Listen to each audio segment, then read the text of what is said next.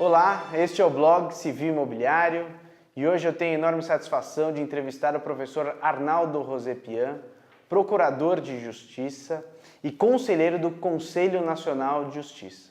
Professor Arnaldo, muito obrigado, em primeiro lugar, por aceitar o nosso convite. Satisfação minha estar aqui com você. Tivemos a oportunidade de viver um período das nossas vidas na FAAP, você cursando o curso de Direito e eu tendo o privilégio de tê-lo lá como aluno na cadeira de Direito Penal e poder estar aqui agora no seu escritório, vendo você um profissional de direito bem-sucedido, um advogado aí já com uma carreira aí já assentada e com um futuro certamente mais promissor ainda. Estou à disposição para conversar com você e com os teus blogueiros aí que vão assistir aí a nossa conversa. Professor, a honra é toda nossa e queria em primeiro lugar parabenizar pela sua carreira que tem se trilhado de forma maravilhosa no Ministério Público e dizer atualmente da sua posição. O objetivo é justamente hoje explicar um pouco para os nossos para as pessoas que nos assistem, entender um pouquinho o Conselho Nacional de Justiça e exatamente a sua função.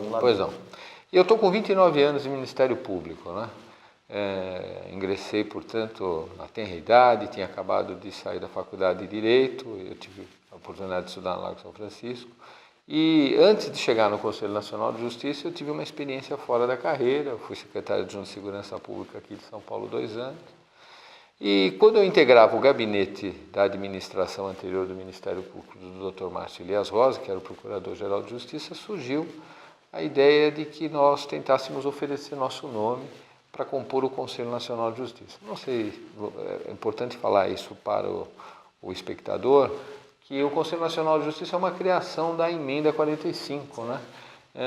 Em que estabeleceu a necessidade da existência de um colegiado que orientasse o judiciário na esfera administrativa, pensasse o Poder Judiciário e também exercitasse, né, de forma concorrente, o acompanhamento disciplinar e, eventualmente, punitivo daqueles que integram o Poder Judiciário. O Conselho Nacional de Justiça, na realidade, tem competência administrativa sobre todos os tribunais do Brasil, exceto o Supremo Tribunal Federal. Então, todos os magistrados estão submetidos aos comandos do Conselho Nacional de Justiça na esfera administrativa, evidentemente. E o Conselho Nacional de Justiça, no aspecto propositivo, ele fala por meio de resoluções.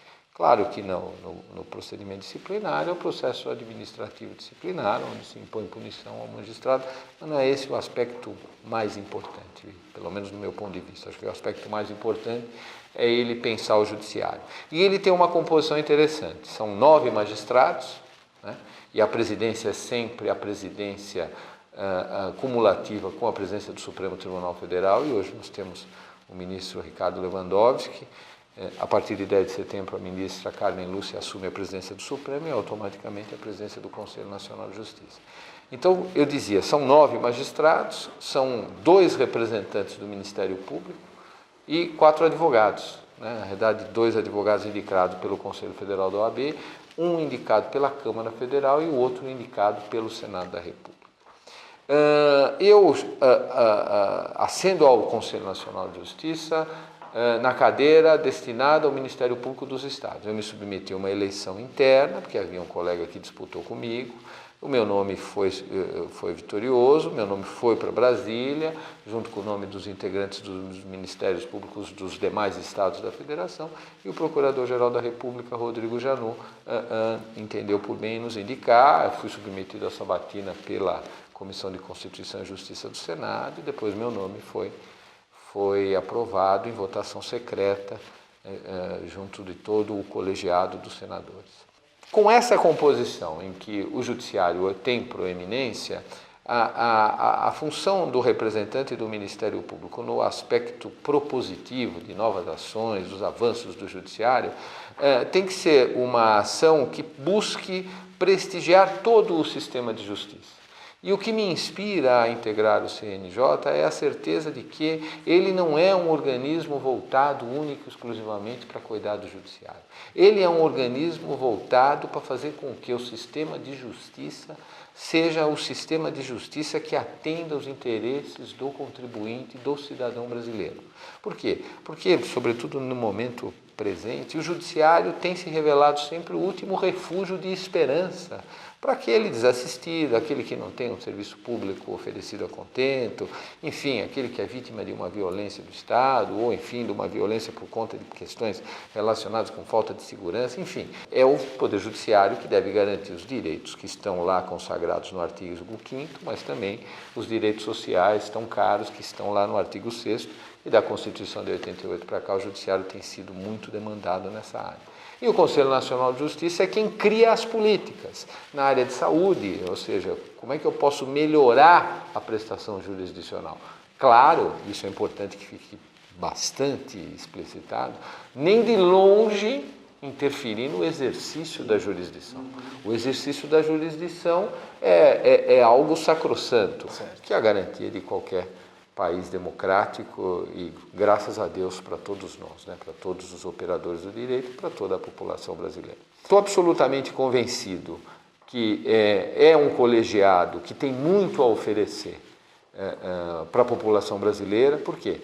Porque, mais do que nunca, quando o conceito de transparência é algo que foi incorporado no Código de Ética que estabelece as relações entre a população, entre a sociedade civil e os poderes da República, que o Judiciário tenha este mecanismo que possa ser acessado por qualquer cidadão pela internet, levando a sua reclamação, levando o seu pleito, para que o CNJ possa, no exercício da sua competência administrativa e disciplinar punitiva, quando o caso, possa, portanto, exercer as atribuições que a Constituição lhe garantiu. Então, o CNJ, ele, além dessa função administrativa, ele também está aberto para a população também, eventualmente o cidadão comum, se possível, tiver interesse, entrar em contato com o CNJ. O CNJ tem uma ouvidoria que está aberta a qualquer um fazer lá uma reclamação, uma sugestão, uma proposta, enfim, não há por que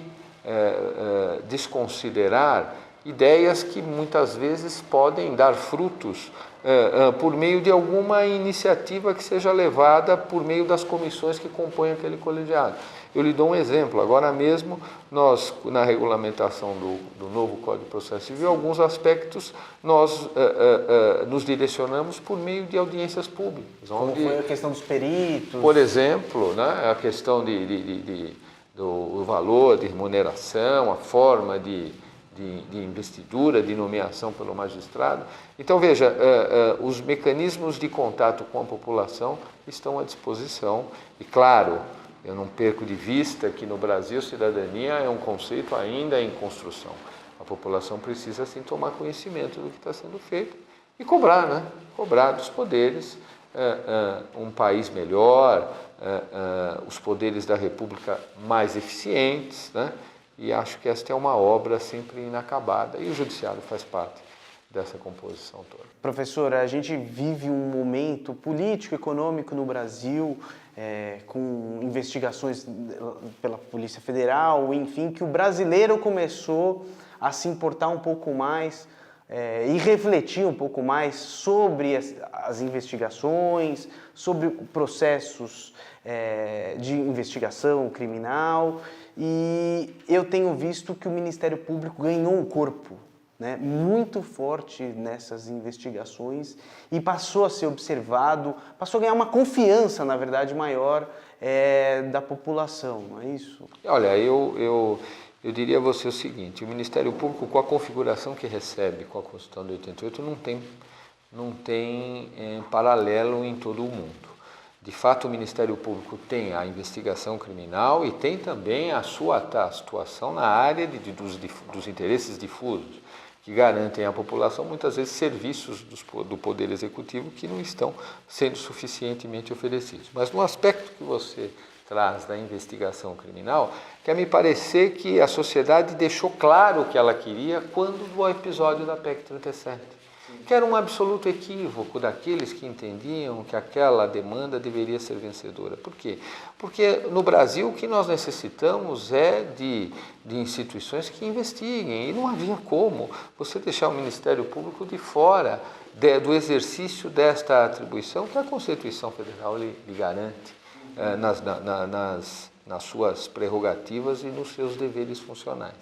E quer me parecer que no momento presente está muito evidente que a capacidade de investigação e os instrumentos que estão à disposição, os instrumentos que estão positivados, estão sendo mais do que nunca bem exercitados pelos integrantes do Ministério Público, quer na esfera dos estados, quer na esfera federal, e com muita serenidade e na certeza de que a investigação por si só não é uma condenação, mas ela deve ser sim exercitada com todos os instrumentos que estão à disposição e que garantem a todos aqueles que estão submetidos a essa investigação o exercício dos seus direitos dentro do ordenamento jurídico penal que está em vigor hoje em nosso país.